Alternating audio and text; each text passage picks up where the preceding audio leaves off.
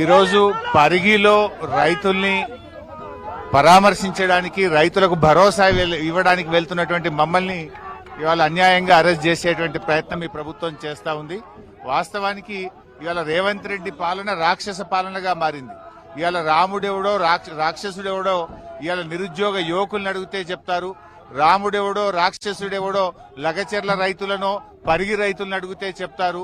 ఇవాళ రేవంత్ పాలన ఒక రాక్షస పాలనగా మారింది. ఎక్కడికక్కడ దళిత గిరిజన భూములు లాక్కోవడము, భూములు కొల్లగొట్టడము, పేదల ఉసురు పోసుకునే ప్రభుత్వంగా మారింది. ఇవాళ రేవంత్ రెడ్డి నీది ఏ పాలననో 6 గ్యారెంటీలు ఎగ్గొట్టిన ఎవరిని అడిగినా చెప్తారు. అక్కా చెల్లెళ్లకు 2500 ఎగ్గొట్టిన అక్కా చెల్లెల్ని ఇది నీ పాలన ఏందంటే రాక్షస పాలన అని చెప్తారు. రుణమాఫీ చేయక రైతు భరోసా చేయని రైతుల్ని అడిగితే నీది రాక్షస పాలన అని చెప్తారు.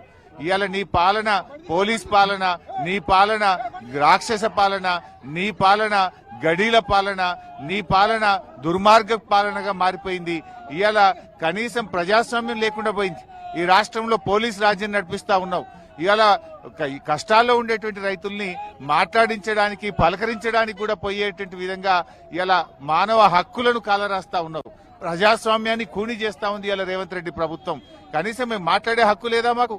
అక్కడ ఆ బాధతో గత కొన్ని వారాలుగా నిరాహార దీక్ష చేస్తున్న రైతులకు పరామర్శించడానికి, భరోసా ఇవ్వడానికి, ఒక ధైర్యం చెప్పడానికి కూడా వెళ్ళలేకుండా నడి రోడ్డు మీద ఇవాళ శాసనసభ్యులను, బీఆర్ఎస్ నాయకులను అరెస్టును తీవ్రంగా ఖండిస్తా ఉన్నాం. నిన్ననే ఆదిలాబాద్ మీటింగ్ లో ఏం మాట్లాడినావు? మమ్మల్ని ఎవరు తిట్టినా నేను అరెస్ట్ చేస్తలేను, మమ్మల్ని ఎవరు ఏమన్నా అరెస్ట్ చేస్తలేను నిన్ను ఆదిలాబాద్ లో అన్నావు కదా. మరి ఇవాళ మమ్మల్ని ఎందుకు అరెస్ట్ చేస్తా ఉన్నావు? అంటే నీ మాటలకు చేతలకు పొంతన లేదా? నువ్వే చెప్తావు అరెస్ట్ చేయడం లేదని, నువ్వే చెప్తావు ఇవాళ అరెస్ట్ చేస్తున్నావు. మేము ఏం తప్పు చేశామని అరెస్ట్ చేస్తున్నావు? ఆదిలాబాద్ లో ఏం మాట్లాడినావు నిన్న? ఇవాళ జరుగుతున్నది ఏంది?